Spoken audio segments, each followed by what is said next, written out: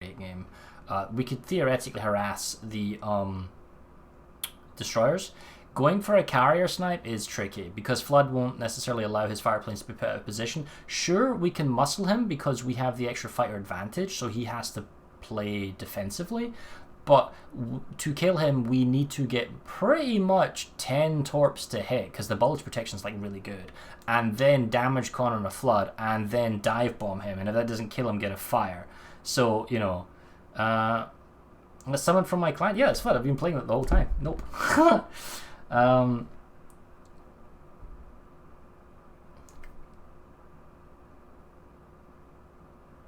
Okay.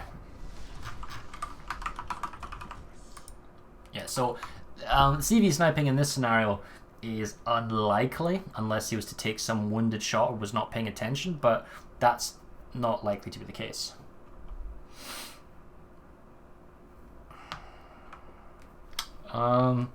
Leon is a target. The Amagi is also honestly a target if we go for the bleed attack, but that assumes we can bomb the Amagi unmolested, which is not necessarily going to be the case by the enemy Kaga, because he will constantly play over friendly AA and will not engage and push out the way.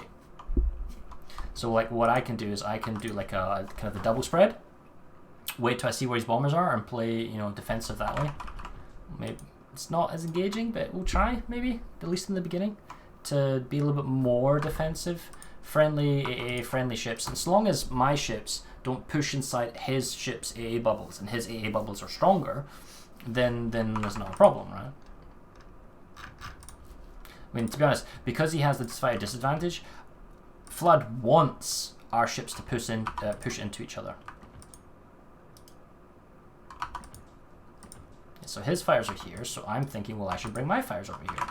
And if my fires are over here, then that means my bomber should go over there. Something like that. Now what I'm thinking is I might be able to catch that one before he can escape.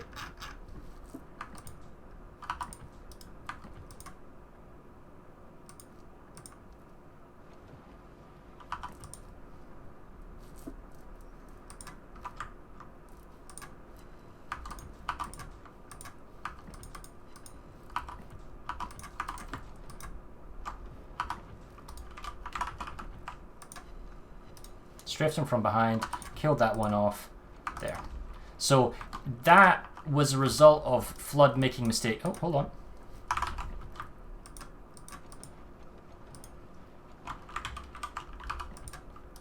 This is a panic drop by me.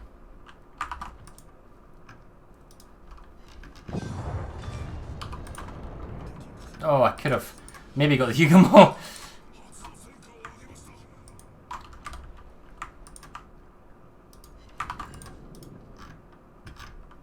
So I'll come back to that fire duel in a moment here. I need to be quick, otherwise he's gonna... What? Total yes, man. Oh, look at that! Look at that!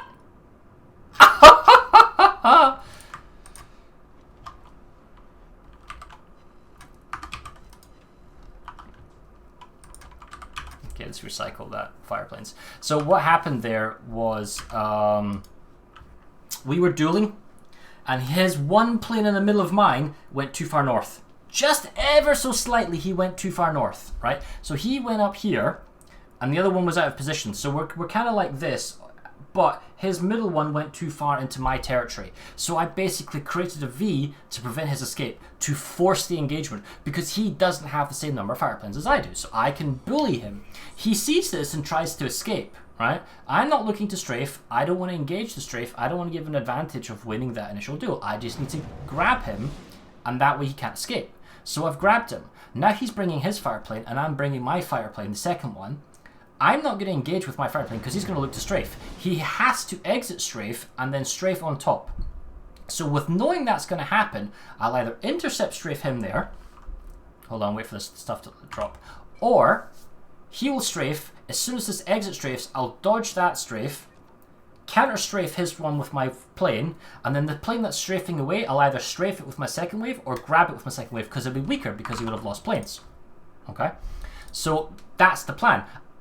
He's out of position, I've punished him, and then because he's out of position, he has to pick a more desperate play, which means I punish him to again, so now I have a fairly heavy fighter duel advantage if the game goes long.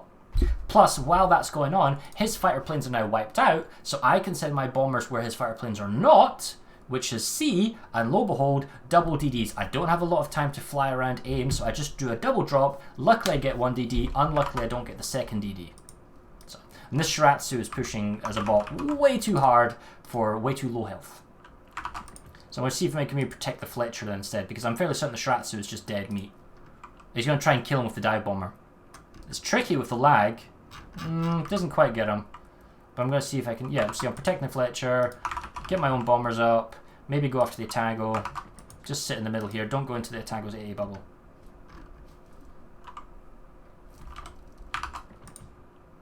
Maybe try and babysit the Shiratsu a little bit. I mean, he's quite close to the lands. It's different. Oh, he's going to use this a bit here. He might trigger him. No, he should have turned in. That's a mistake. Oh, he definitely should have turned in.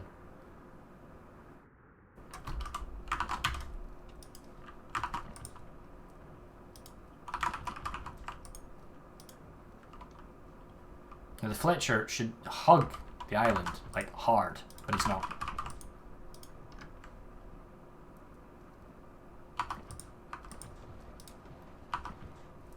Okay, I don't want to engage it because I don't want to risk the chance of his,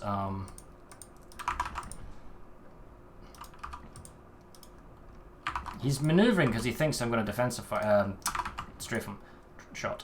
But that's just not the case. And I'm not gonna tag him either. Okay.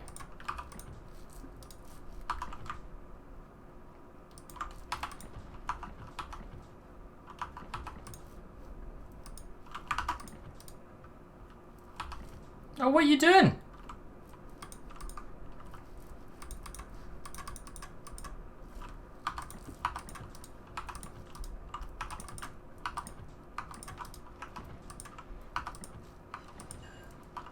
Oh, look at that long range drop.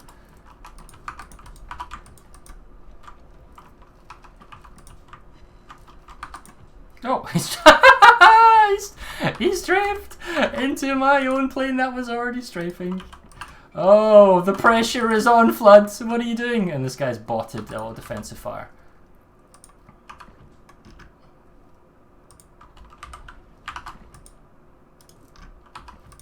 I know he tried to defend the Tago, but you have to just think the Tago's a lost cause. It's just like, he's probably going to die anyway. Is it really worth it? Is it? And you're thinking, why am I bombing this guy? Because the bots can't aim?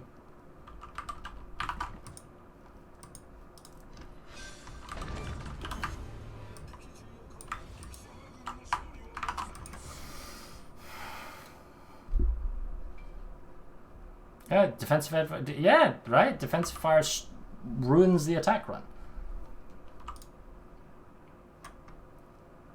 So he's trying to get the perfect lineup on the Fletcher, and he's got his bombers here, right? But he doesn't have another wave of bombers. I think he might have missed with that bomber because he's pulling them back. I don't necessarily need to engage the enemy TBs. I don't know how many fires he's got left over. I probably want to keep... Yeah, okay. He's got at least one more. This must be his last wave, if it is. Oh, no.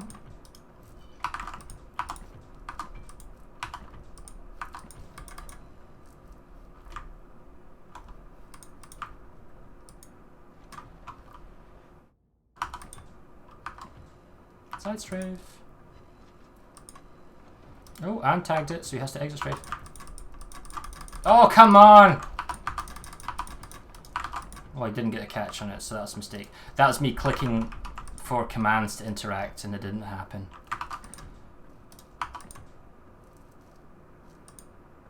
I'm being careful as I exit. You know, I'm bullying him with one. I don't need to do it, and I'm going to try and chase down his torpedo bombers. He's probably going to get the bomb off. I can't stop him bombing, but he's going to have only one run at it. He can't, like... He's probably going to go for the King George or something, because he can't get the Nagant on that unless he goes up and then in and then... Yeah. So I get him after the fact, not before. Which is like, yeah, clipped him a little bit. He doesn't have any fires left over, so I can keep these one even though they're like low health and low ammo. It's enough to interfere with another bomb strike.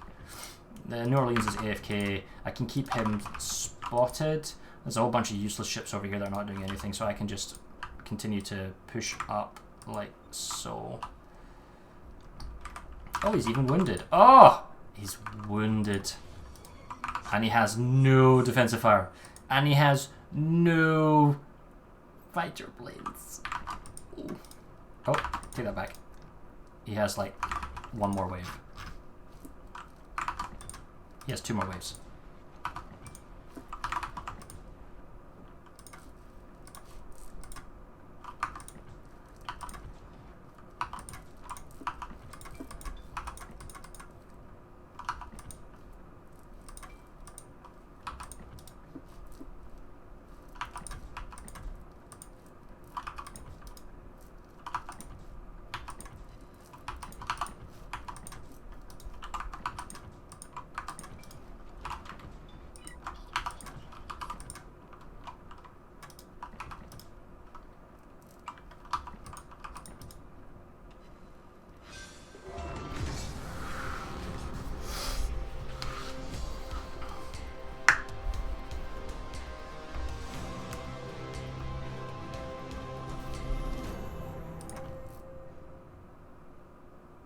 Yeah, so I mean, Vlad obviously did well. He's top in his team. The game's full of bots. What could he have done differently? Again, he's at a disadvantage. He's at a natural disadvantage because his captain isn't there. So he has to rely on his team and he has to play more defensive. There's no changing about that. So I'm going to win probably much every game because I can muscle and dictate the course. If he had equal capability of me, like I did 5 fire planes, then it'd be different. But he got out of position in the beginning and lost the fire wave. Do you have strafes that don't kill any planes? Not necessarily. It depends on the strength. Like, each plane has a certain DPS, and then you add the number of planes in the wave. So if you have a strafe of 1 or 2 planes, you might not kill anything. 3 usually does, but isn't super powerful. 4 or 5 more or less wipes the entire plane wave. So, I mean... Every game here is, like, my captain obviously isn't 19 points. And there's a huge advantage if you can get your captain to 19 points in terms of self-defensive play, because you can get the enhanced AA damage and you can get the range. And on the Hiryu and the Shigaku, that's 6 kilometers. That's not an insignificant amount of distance. Plus, with the...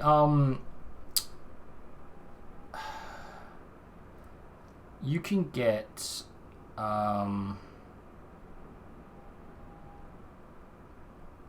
was it that manual fire control? Yes, that's right. So actually it's more than that. Sorry, this is a Kaga captain, so because it's a Kaga captain, I'm using torpedo armament expertise, which is faster than torpedo bombers, right? So that's why we're using torpedo armor expertise, because torpedo bombs load quicker because we're using the Kaga and the Hiryu and we want to damage bombage. However, if you're playing a normal captain, the torpedo bombers load fairly quickly in a Japanese carry anyway. You take, instead of torpedo armor expertise, you take basic fire training, and you take AFT, and you take manual fire. I was forgot that. Manual fire doubles the damage of the high caliber armament, and the AA defense armament on this is really, really powerful. You're basically BFTing that, so that'll go up to somewhere in the 80s or something like that, and then you double that when you focus fire on something, so you're doing like 200 maybe with all the multipliers and the BFT and the AFT and the manual fire. So when you are playing, you can jostle your carrier into position, or you can click on a plane and it will lose planes. When you click on it, it will start dying and he can't spot you, he can't stay near you. So it means he can't snipe you either.